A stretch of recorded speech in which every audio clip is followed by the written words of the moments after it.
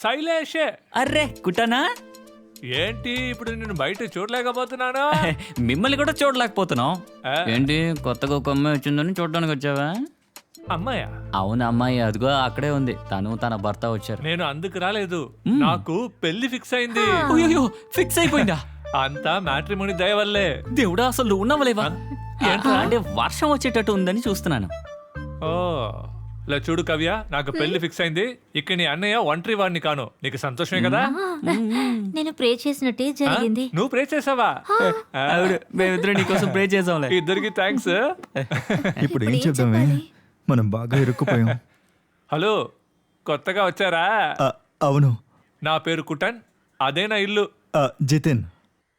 మిన్ను. జితిన్ మిన్ను. నేను అక్కడికి వస్తాను, మీతో ఒక విషయం చెప్పాలి. ఇంకో పిచ్చోడు వస్తున్నాడే. మీరు వాళ్ళతో మాట్లాడొద్దు.